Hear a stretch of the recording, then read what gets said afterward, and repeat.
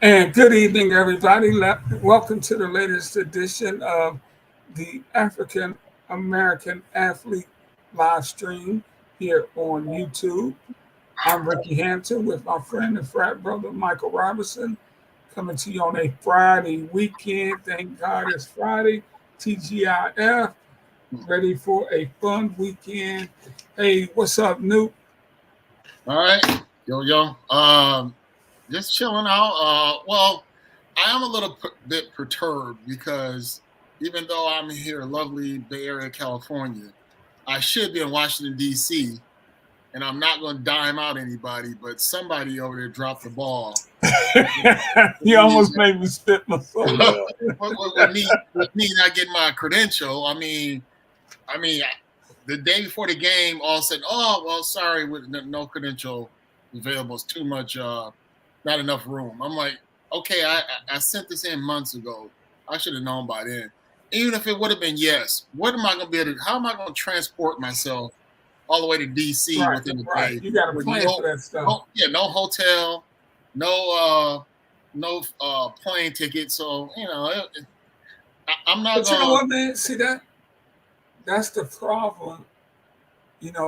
Was this Howard saying Yeah, no? it's Howard. I was Yeah. all ready to. Once they announced the home and home, I said, "Oh yeah, I'm all on that." And I jumped on it right away.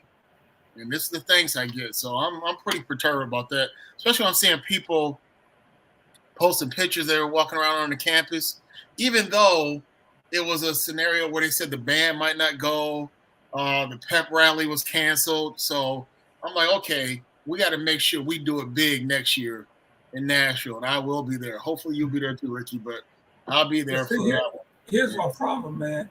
Here's a chance for HBA school to have some national media in one. I know. for a big game. I mean, it, it, even if they have some auxiliary seating, they should Exactly. never turn away press.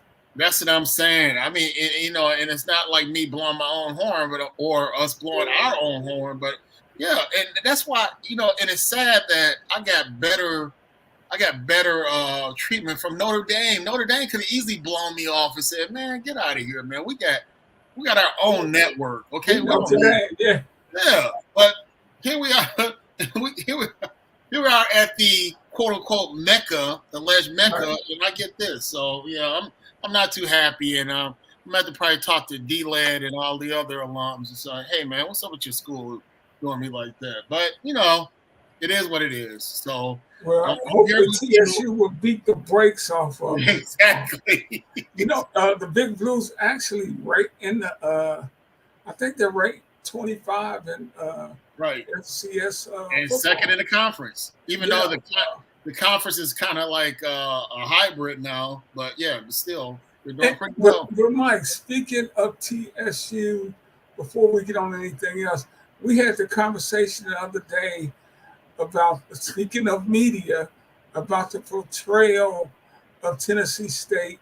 It's Right. been happening for years in the Nashville media. Yeah. If something happens remotely in the area of TSU, it's the world famous near TSU. And they Yes. never give the details.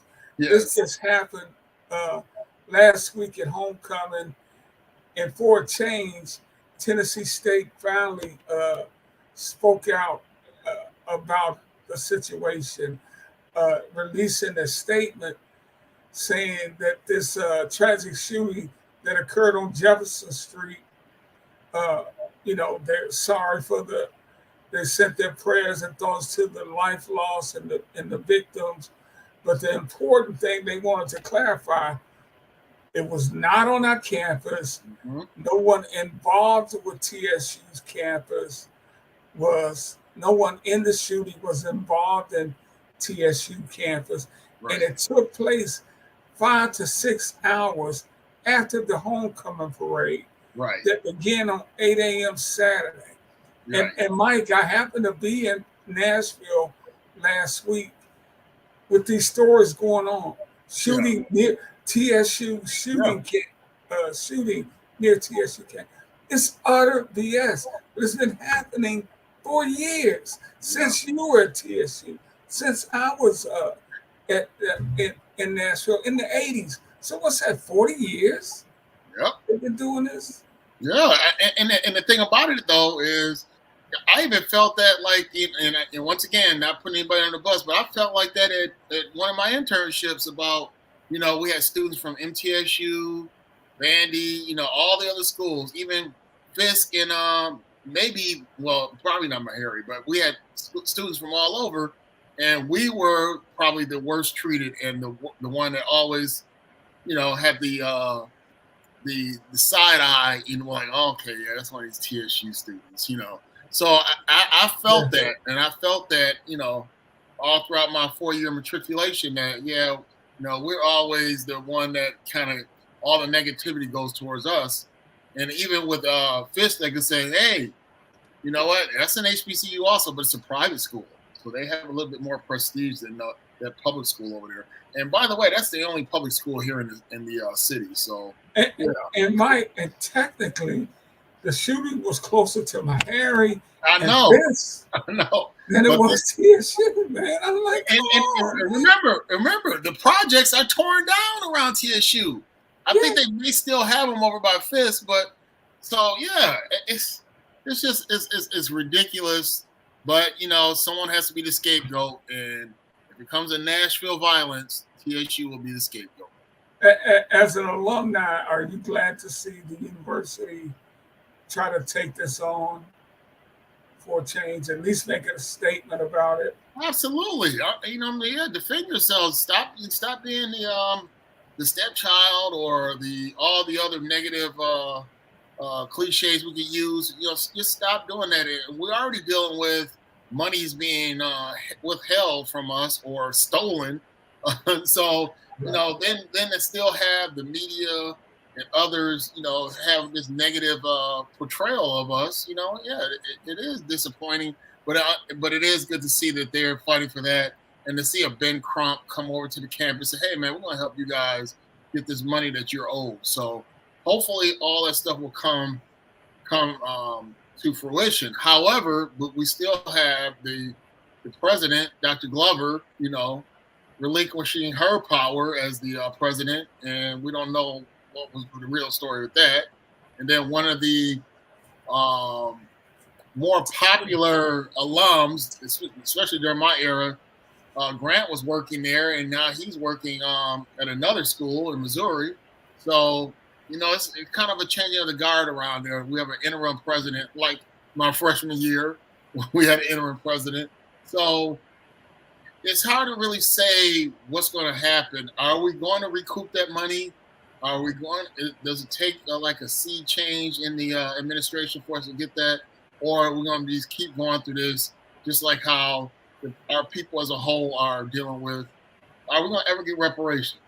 So I got a feeling the TSU reparations is probably in the same peril as it is for the average. Well, they could definitely use that $2 billion plus. Exactly. And maybe they could take some of that and do something about a stadium, upgrading the facilities around campus. I mean, that's money earned and owed by the state of Tennessee. Exactly. And here's my other question. Well, when hockey gets underway, are we going to be playing our games over at Bridgestone? Probably, yeah. Yeah, because I was wondering, like, okay, are they going to make a rink in Gentry? So that's going to be interesting to see how that plays out, because it's got to be hard to really set up a schedule over there, over at Bridgestone with the Predators playing it throughout the season. So it'd be interesting to see how that works out.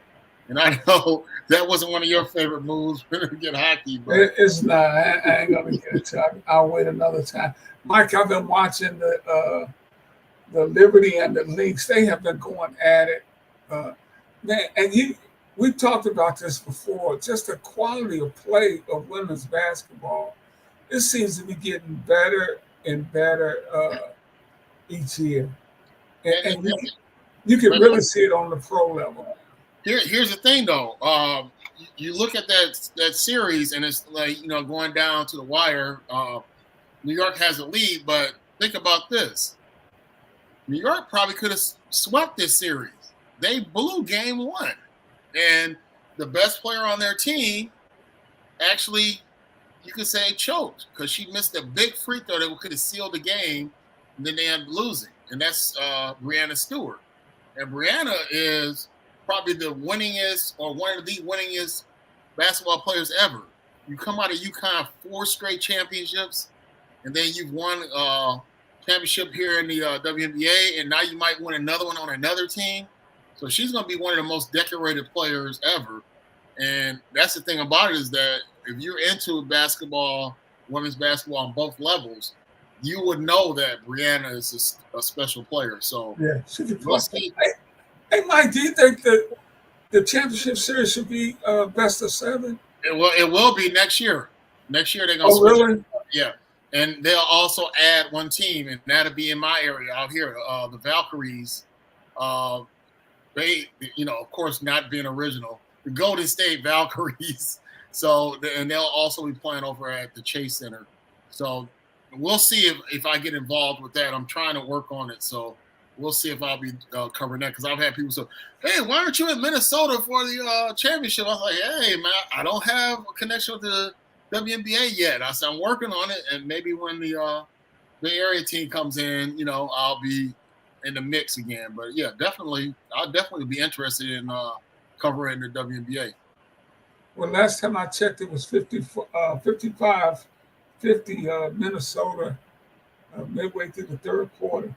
Really just quality basketball. Congratulations to the WNBA, man. They are really coming on. And it started, and you know better than anybody, Mike, it started at the college level. Right, exactly. So, yeah, when I see most of these players, it's like, man, I remember Maya Moore was out here at Stanford. I remember Breanna was playing for Connecticut. I remember, just all these star players. Now, did you think it turned the corner when Maya came through? Maya, I would say Maya, but then a lot, just basically UConn, period. I think UConn pretty much made women's college basketball a little bit more exciting because, of course, some people thought it was bad. I was like, this team wins every year. But then again, it was good because some people love dynasties, and that'll make them compelled to watch and to see the juggernaut UConn. So I think UConn did a lot. Of course, back in the day when it was like ESPN, you know how ESPN helped the Big East for the men. So yeah, definitely during the 80s, not Tara, UT. Why am I forgetting her name? With Pat Summitt. Pat Summitt is going to always be the godmother of college basketball, because people forget that it wasn't a thing not too long ago. Remember that women's college basketball as a commodity on TV and all that? You got to thank Pat Summitt for getting that going. And then, of course, that segued to UConn, and then UConn pretty much became the dynasty of women's college basketball. Now, Dawn Staley. So, yeah, I think it started off with Pat Summitt, and it was, kind of a niche, you got women's basketball, yeah, okay. But then UConn, I think, took it to a different level. And then right now, South Carolina, that's the team to watch. But then, of course, you had the meteoric rise of Caitlin, and some for good reasons, some for nefarious reasons, because you look at some of her fan base, they got some issues, especially when she allegedly said she wants to support Kamala. And then you had all those people say, oh, I'm done with her. I'm like, really? Then you weren't really a fan. If you're going to look at that all politically and you're going to drop her because of that, then you weren't really a fan. So stop all that. Yeah. Hey, let's stick with college basketball, sort of college basketball. We're talking about the women. News out of Charlottesville, Virginia. Tony Bennett is stepping down after 15 years as the head coach of the Cavaliers, won a national title in 2019. But Mikey said something interesting on the way out. I'm Did going he to say he left his heart in San Francisco?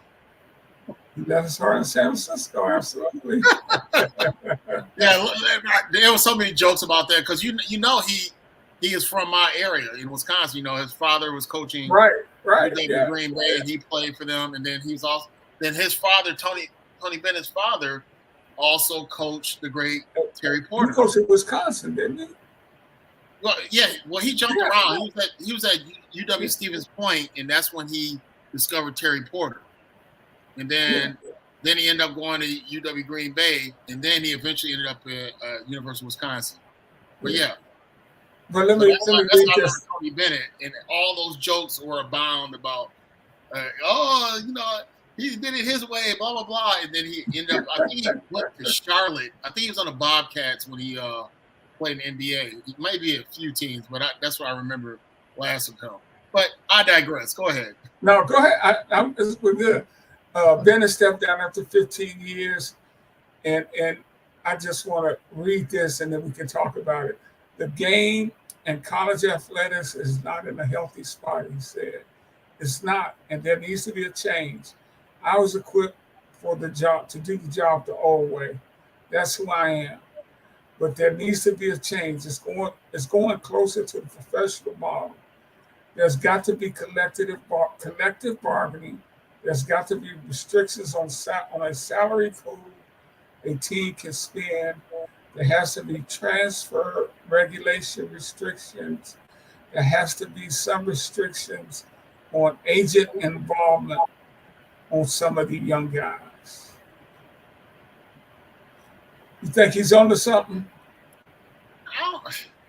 It's just amazing how a lot of these coaches. I mean, of course, I'm sure he's also kind of tying it to his father too.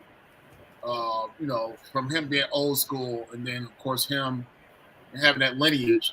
But you think that Nick Saban and all these guys, basically saying that, basically they're saying that the inmates are running the asylum, which is worded wrongly because inmates wouldn't be running an asylum; inmates would be running a prison. But anyway, so when they say things are basically running amok, that the used to be underlings are now having power and having more ability to move here and fro and to and fro and all that, whereas the coaches were the only ones able to do that. So now that they're saying that things are kind of reciprocating, y'all said, "No, oh man, I'm done with this. This is run amok. I don't want to do this." So they kind of look like they have sour grapes when they do that, especially when they make that the reason why. I mean, of course, you can say, well, it wasn't like that when I was a player. Yeah, your father was a coach, so it wasn't like you were hurting for money. It wasn't like you're gonna have a situation where your family's starving back at home and you don't have much going on where you are now. Now people have the ability to say, look, I'm in an industry where people are making millions and billions of dollars around me. And yeah, it wasn't like that back in the day. Back in the day, schools were struggling. Schools didn't have all these $1 million deals. So that's the thing you got to look at. You got to look at what the times are, what the ability of the college athlete is now as compared to, other years. And then you also got to, look at other students. Like you look at somewhere like out here at Stanford, you got all these creative scientists and geniuses out walking around the campus and could make all kind of money. But, when you get to somebody that's in the sports, especially the revenue sports like basketball and football, which happen to be predominantly black, also now we got to put all these regulations on those. So yeah, I'm totally with you, Mike, because I mean, the coaches, they've been making millions and for years now, hundreds of thousands of dollars. If y'all were really interested in the integrity of the game, you could do it like they did it back in the day. The coach would not only coach, if he wanted to make extra money, he'd teach a class. Yeah. He teach biology or math or recreation or something as a stunt. Once the big money got in there, You said it. The money's going on all around him. I kind of get about it. It is kind of chaotic the way the system is set up now. Maybe they can smooth that out, but man, you can't be mad at these kids making money Exactly. when the coach making $7-8 million a year. I'm saying, Coach ain't had a basket yet. right? Like that old, what was the old Eddie Murphy? She ain't told one joke yet. Yeah, that was when you made the joke about Johnny Carson. Yeah. Yeah, so it's but you know what? He's not the first. Chip Kelly stepped down as head coach to take an offensive coordinator's job because he just didn't want to deal with all the extra stuff. Yeah. So it's for some people, and it's not. So and that it ain't going back. That's for sure. Yeah, right. Mike, they're complaining about it, but yet UCLA and USC in the Big Ten now. Right. So y'all not really concerned about the integrity of the game. Well, my thing is that, if you think it's so chaotic, especially by the outside forces, how about we do this then? Then your salary is going to be connected to these players. And then, if, all 15 or 20 or however many you have, how many scholarship athletes you have, that, then you're going to be responsible for this and that. And then, make sure. Mike, say that again. Okay. Michael. Yeah. So I saw I got frozen. So let's say that, okay, we're going to give you a salary, but your salary is not only your salary, it's going to be also have to be spread across the team. That way you won't have outside forces, as I said, jumping in there. Now, if you still want them to, have the ability to do commercials or, make some local money, things like that, that could be cool. But if you think the agents and all them in a way, then let's have it where, okay, I got this $20 million contract, and then I'm going to have to divvy that amongst my players and make sure wherever we go, they're taken care of. They're not going to be starving. All the stuff is set aside. We got a shoe contract. Everybody's that. Maybe we'll have a clothing contract where they're going to look nice every game we go to. Do it like that, and then that way they won't feel like, well, they're being influenced by outside forces. No, my salary is going to keep them in our circle where everything they need is going to be had, and if they don't have it, then that's out of my contract, and I need to talk to my higher ups. So if they feel that they have no control, then say, let's associate the players with my contract. That way, if people think like, well, your contract is too big, well, no, I'm dividing amongst my players. My players are taken care of. They have nothing to worry about. They think they don't have it for a scholarship, but a lot of people don't realize how scholarships work. And we had our guy on that broke it down to us, remember? Yeah, Robert T. Green. Yeah. Right, Robert T. Green. He's always breaking down like, hey guys, that contract is basically a yearly thing. It's not like you got 4 years and you got food for days and all this. No, there's some people that are starving, and they're under fire. The coach gets mad at them and say, hey, you know what? I think we're gonna have to dissolve your take that at any time, at any point. Exactly. So that's what I'm saying. These coaches need to stop, making everyone else a scapegoat, like, these slimy agents and all this. Well, then if you think it's out of control, then say, you know what? If I get a $30 million contract for 4 years or 3 years, and I'm making $10 million a year, let's tie that into me taking care of my players, so they don't have to, go outside for things like that, And he's talking about he thinks college athletics is not in a healthy place. Yeah, of course it is. I don't know if Michigan is home tomorrow or not, but if Michigan is home and Michigan State is home, you're going to have 100,000 plus in Ann Arbor and 85,000 plus in East Lansing. So, yeah, I mean, come on. It's all about, hey, it's about the dollar sign. Right. And you know what? If he wants to go home, that's good. That's good. I get it. I get his points, but hey, this is where we are. It's a new day, and it's not for everybody, and it's not for him. So happy trails, Tony Bennett. Uh, you left And, your heart in and guess what? solid. And just like our other crooner, he didn't have it his way. that's Yeah. So hey, yeah. We want to get to all hey, these old school singers. hey, Mike. I mean, we talked about the WNBA earlier. Uh, NBA season starting out next week. Man, you're gonna be shocked to hear this. The Kawhi Leonard is out indefinitely. So, I mean, I'm not laughing at him being out. I'm just saying the sarcasm. No, I know what you're saying though. It's no, we want him to be healthy. We don't Yeah, want exactly. but Mike, it may be time for him to like, you know what, I need to go and do something else. Well, That knee is no good. I got a bad knee, brother. yeah. That's a problem, man.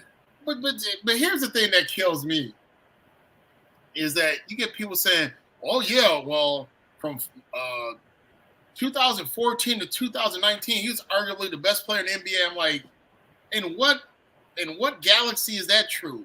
So it's like people are using revisionist history to say that, because think about it. He got hurt while he was in San Antonio. Remember? And he pretty much He stepped on a guy's ankle or something. No. I'm not talking about that injury. I'm talking about when he was dealing with the other injury where he said San Antonio wanted him to come back, and he was talking about how Popovich was basically questioning his integrity and all that stuff. And he said, that's why I want out. So then he goes up to Toronto after, basically planning to sit out the whole season. And then, of course, Joel Embiid going through his injuries, and then Kawhi hits the shot of all shots, right? And then, of course, after that, they're in the bubble, and they didn't really want to be there. So they got embarrassed and got beat down, I think, by Denver, when Denver made that great comeback, and the Clippers were the favorites.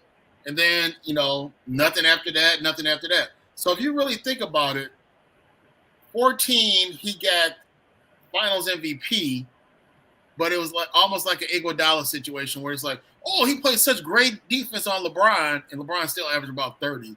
And then he got a lot of accolades for that. So then, of course, 15, 16, and all that, now he's playing without Tim Duncan. So now it's his team, but nothing extraordinary happened. And the biggest thing that happened during that time was when they were beating the Warriors with Kevin Durant and Steph. And then that's when the player, I'm forgetting his name, the player stepped under Kevin Durant. I mean, not Kevin Durant, under Kawhi while he was shooting a jumper, and then he was out for the series. And once again, another great moment in Warriors history where they were saved by an injury. So if you really think about it, what were the real moments where he was like a dominant player? It seemed like it was always something. It was always something from that 14 till now. We got, 10 years? Where he, like I said, he was kind of emerging into a star when they said he was the Finals MVP. But if you really think about it, nothing really significant happened over the time. But for some reason, he was always getting accolades. Then the last one, he was second team All-NBA, barely played that season, and they gave him second team All-NBA over LeBron's third team. And I don't know what kind of deference they keep giving him, but I still think that, he, in my opinion, he's somewhat overrated. Well, he's been out a while, man. 21, 22, missed the entire season. Yep. 22, 23, missed the playoff series against Phoenix. Yep. Last year, missed the first round. Right. He's out indefinitely now. But Brian Shaw sounds like, he said that Brian Shaw sounded like he's kind of fed up. He's like, we're out here. He's not been a part of what we've been doing on a daily basis. I know the kind of company line has been that we're going to be patient with him.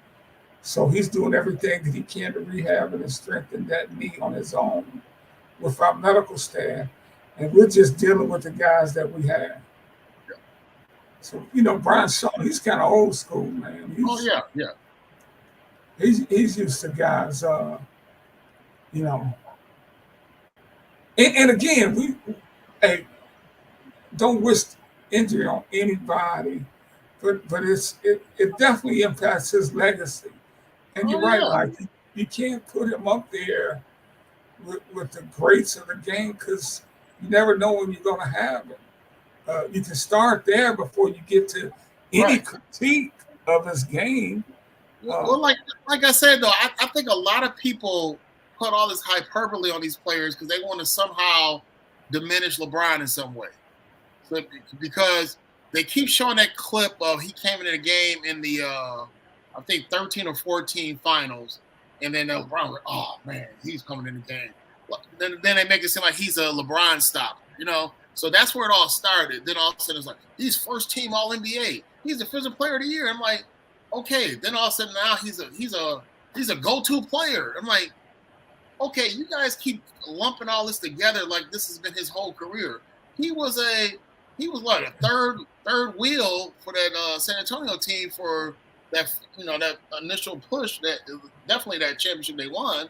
But then when he got the Finals MVP, and they basically saying, well, he's now the best player on the Spurs, and then all of a sudden they have the argument over is he really injured and all that. So that all started in San Antonio. So I don't know why people make it seem like he's this high elevated. He's been injury prone ever since probably around 15 or 16.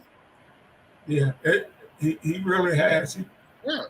And why the Clippers wanted to invest in that, invest in him, I don't know. Hey, but let's get to your thoughts on the season, man. How about Connect the other night, just going off for the Lakers, scored 20 straight points and Right. 35 in a preseason overtime win.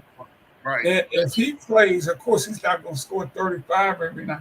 But if he's able to give them the punch they need, other than LeBron's going to get his, Anthony Davis going to get him. If he's a guy you're going to have to deal with, they suddenly become a very dangerous team because they're already dangerous even without what he brings. Right. And the funny thing about it, though, is that he's kind of been under the radar, even though he played at UT. He played at a Power 5 school. He was getting it done big time in the SEC. But he's under the radar because people are too busy bashing Bronny. Oh, man, he shouldn't be on this team. Look at that. Look at his preseason stats. They're horrible. Oh, man, so they're too busy bashing him and not looking at this rookie right here. If he keeps this up, could be a front runner for Rookie of the Year. So you never know, when you have the ability to shoot the ball, you can really, really make an impact. I mean, look at their coach right now. Their coach right now stayed in the league and was able to talk all this nonsense about plumbers and janitors and all that because he could shoot the ball. It wasn't because he had played stellar defense. It wasn't because he was jumping out the gym. He was a shooter. And if you're a legitimate shooter and consistent, you can last a long time and you can really make an impact. So we'll see if Connect does connect with the Lakers, and at least, if not a starter, be a rotational player. Yeah, but I think the West, I think that conference is wide open. Dallas, they went to the finals last year. Of course, you got Denver, Minnesota, Oklahoma City, the Lakers. You know more about the Warriors than I do, but you talk about shooting, you talk about Steph. They can always be dangerous. But you got 5 teams I can see right off the bat: Dallas, Denver, Minnesota, Oklahoma City, LA, and I don't trust Phoenix. as contenders, and some people might put Phoenix and Yeah, some people got them on paper number one in the West. I don't trust Phoenix. And John Moran is back in Memphis, Right. so Well, here's the thing that some people may not have noticed because of course, Clay went to Dallas, but Buddy Hield has been, since he's been in the league, he's been a pretty high percentage 3-point shooter. So they're calling him the splash cousin or something like that. It's some kind of ridiculous. They call him the splash cousin or something like that. So we'll see if he blends in well with the Warriors system, and of course, they're did going Golden State, do they have a big man yet? Not really. Remember, Wiseman was their last real big man, but they pretty much shuffled him out of town real quick. He never got a chance to really develop. So, not really. Yeah, I can't really think of anybody that they drafted or have in the G League that might be able to fill that void. But they've been able to do it without a big man. I guess Bogut was probably their last real big man, and Bogut, basically got a bonus because he didn't get Milwaukee anywhere, but he came out here and got him a championship. So there you have it. He was talking about shooting. I mean, I was going to say, when you were saying all that, there's no better example than what Steph has been able to do. Right. Because he can shoot the ball, man. That covers up a lot of mistakes, a lot of deficiencies elsewhere. And you look east, Michael, and I'm looking just at the top. Of course, Boston, Milwaukee. I don't know about Miami. I think it may be time to shake that team up. Cleveland is a possibility. Well, let's not forget Philly got Paul George. And Philly with Paul George. Paul George is hurt, I believe. Exactly. So he's day to day, or and you see they're going to play. Embiid's only going to play. He's not going to play back to backs. Did you see that? Yeah, I saw that. And my thing about that is that when his career is over, it's going to be one of those situations where he's going to be doing this. Did we really see the best of him? Or was he just basically a player, the process, and a player that had all that potential but never really realized his real potential? And partly due to injury, but then partly, where it just seemed like he never really perfected his game. So, and then some people said it about Shaq too, and especially when Kobe was berating him, which I thought was out of order. But who am I? But yeah, I think that Embiid is it's going to be one of those frustrating careers where they're going to say, "Man, how did he not win anything?" If they do win one, maybe two, then they'll probably try to compare it to Wilt. But Wilt just happened to run into a juggernaut with the Celtics. Same thing with Jerry West. So, people will criticize both of them like, well, Wilt only has two and Jerry only has one. Yeah, you have probably the greatest franchise ever, definitely the greatest team ever that won 8 straight and then won 11 championships. So sometimes you're just in a bad situation. And same thing I said about the Buffalo Bills. You lose one Super Bowl on a field goal miss, and then your last 2 you lose to the Cowboys, who were a dynasty at that time. I think you're exactly right, Mike. I say that about, I'm a golfer. I say that about Phil Mickelson.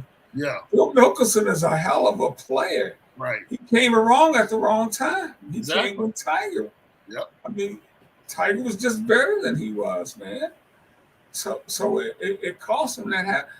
Jordan took some from some folks, man. Right.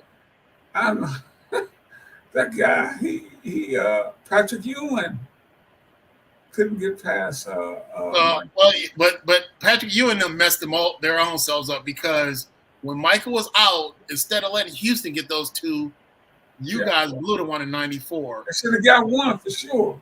Yeah, you should have got '94. Then '95, you had a young Orlando team that once they missed those free throws in game one, they were done. They were done. That Houston team wasn't even that good. They were a 6th seed. They backed it to the playoffs, basically. So Orlando come in the favorite, and they look like they're about to, wreck shop. And then once Nick Anderson missed those free throws, they were done. They were done. Hey, Mike, we heading down the home stretch, man. Let's get to the NFL. And the big news in the NFL, the leading stories today are about Pittsburgh Steelers who got the Jets this week. It is the Jets, right? Yeah. Yeah, the Jets. Yeah, they're playing the Jets. Russell Wilson looks like he's going to be the starting quarterback. And you had a chance to talk with him last week when they were in Vegas. Right. Why don't we play your interview with Russell and then talk about it on the other side? Okay, go for it. Big franchise with Mike Tomlin, but injuries has kept you off the field. So what has it been like being under these circumstances, and have you had to sit on the sideline and observe everything? Well, it's been great just by being able to lead and just be around guys, man, that have great work ethic. Obviously, for us to be 4-2, that was a big win for us today, and it was a big win.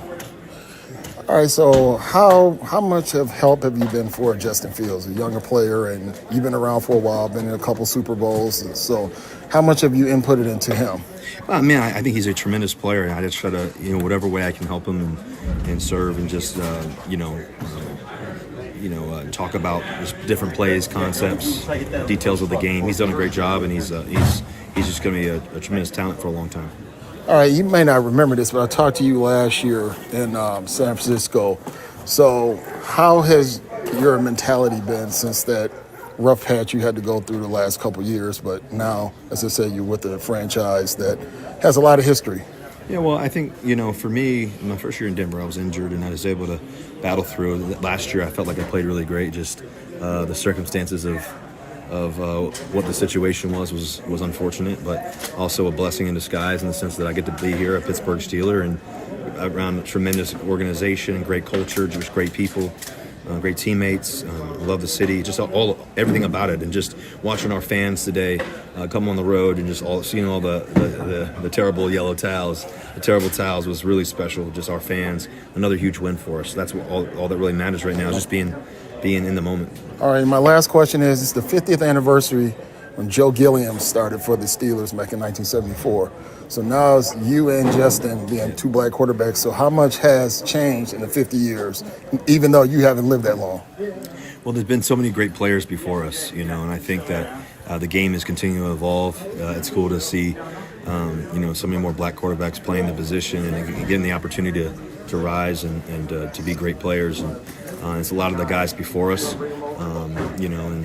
I just, one of my favorite moments is just cherishing winning the Super Bowl, being the second black quarterback ever to do it. Just those moments, and there'll be many more, after. All right, thank you very much.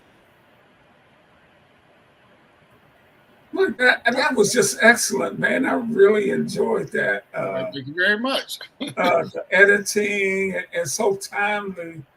And damn, that's 50 years ago with Joey. Yeah. And the thing about it, though, is this. I originally, at the game, this is my first time in Allegiant Stadium. And I wanted to try to get down there to talk to Mike, of course, our frat brother, yo. And, I got my red on, looped out. Oh, yeah, you're a pretty boy Nuke the other day. I wanted to give my introduction to my frat brother, right? So they had a policy where the media couldn't take the elevator downstairs because it's like we're way up. You couldn't take the elevator down until all the coaches, how the coaches are up in the press box. Right. Until all of them got downstairs. I was like, oh, come on, man. So then we finally got on the elevator because I had been doing too much walking around Vegas and it was hot. And I said, I'm not walking down these stairs. I said, I had enough walking. So then we finally get downstairs and I got to go all the way pretty much on the other side of the stadium to get to the visitors' locker room. So I go in the locker room, and I said, well, where's Mike? They said, oh, well, he might be in the press room. So I go in the press room, and I said, okay, what's happening? Said, oh, yeah, you just missed Mike. He just left. I said, oh. I said, all right, let me go into the locker room, see what's up. Then I'm looking around looking for Justin or anybody. So I see Russ over there by himself, still got his uniform on. I said, Russ, you feel like talking? He said, you want to talk to me? Like, he was surprised. I said, sure. So then I said, so I'm about to do the video. And then, of course, the PR guy's like, oh, well, because the press pass that I had, it had something radio. He said, well, if you're a the radio station, why would you need a video? I'm like, dude, that's all right, man, whatever. Let me just use my recorder on my phone. And that's why I did it that way. But then I said, well, I won't be able to put this on any type of platform unless I make it into a video. So I had to use my creative editing skills. But What I learned from Channel 4 in Nashville, but I'm not too happy about what happened to Channel 4. So I'll give Channel 5 credit for that. But Mike, he's been a team player throughout all this. Right. And now he gets his chance. I'm going to be cheering for that brother, man. I cheer for both of them brothers. Right. I used to have to always like Justin Fields, but man, he was with the Bears, and I'm a Lions guy. Yeah. So I want him to do well. Just don't do too well, Justin. Well, not only that, but also he's a Big Ten guy. Yeah, you're in Big Ten country too. Yeah, absolutely on that. But yeah, I wish you'd had a chance to see Mike, because you were pretty boy down, man. I gotta say, the other day. But hey, quickly before we get out of here, your thoughts on the season so far. Has there been anything that surprised you? All right. Well, let me just throw this caveat out there for the people watching. Hopefully, there's millions of people watching, or at least thousands. So, the similarities of the 50 years apart, like I said, Joe Gilliam started in 1974 season and played 6 games with a record of 4-1-1. He had a tie. But then the last game was a loss to, coincidentally, the Raiders. And then all of a sudden, there's all kind of other reasons why. But he wasn't a starter after 6 games. Terry Bradshaw came in, and the rest is history. Or the rest is infamy. And then now we might have a situation after 6 games. Justin will be 4-2, but then Russ comes in, and we'll see how that turns out. I mean, will Mike keep the streak of not having a losing season? Will they make the playoffs? Will they make noise in the playoffs? So that's the thing about it. I can see a lot of people are saying, hey, that's unfair to Justin, after 6 games. I mean, he hasn't done enough to lose his job. Then some people say, hey, but he hasn't done enough to keep his job. I mean, what is he really doing? I mean, he's not getting the ball down the field. It's more the defense is the reason why they're winning. So there's both sides of people saying that, and I see a lot of these pundits on TV, they want to say, no, Russ shouldn't get that job. It should be Justin's job. So it's like a lot of people, and it seems like after the defense and some of the players on the Seattle defense, the Legion of Boom, seemed like they all kind of turned on Russ after that infamous interception. So it seemed like I haven't heard nothing but negativity from some of his players, like Richard Sherman and all them, about Russ. And then you get some of these other players are now saying, oh, well, no, Justin should have this opportunity. I'm like, yeah, but this guy's been proven to already get to the Super Bowl. He's a proven winner. And you got Justin, who had his whole situation in Chicago where it's like they jettisoned him out of there. I mean, and we can look at the Denver situation as that was just basically being a hater about Sean Payton. And then the previous coach was in it over his head. So we don't know if we're going to see Russ of old or old Russ. So that's a lot going on there in Pittsburgh. But as for the rest of it, we'll see if Devontae, who didn't play when I was down there in Vegas, but we'll see if Devontae makes a difference with the Jets. And then Cleveland, they are a disaster. So, we don't. Deshaun Watson who knows? He may have a early end of his career because I don't know if mentally he's going to ever get back to where he used to be. And there's a lot going on, off the field with him. And then Kansas City still is the team, but of course they had the big game out here on Sunday and we'll see if they keep their streak alive against San Francisco by winning what about maybe 5 or 6 straight. So we'll see, or will San Francisco rebound because they've already got it built an excuse that, hey, the reason why we didn't do as well this year is we had all these injuries. I mean, McCaffrey hasn't played yet. So McCaffrey is kind of in the same boat with Russ, where we're going to finally see them, but it's going to be later on in the year. So we'll see. Hey, well, Mike, let's get out of here, man. It's 80-80 with a minute left. We might be seeing some OT. Hey, let's get out. We'll see you next week. For Mike Roberson, I'm Rick Hampton. Go check out the rest of the WNBA game. Talk to you next time. Yo, Newt. Peace. Yo.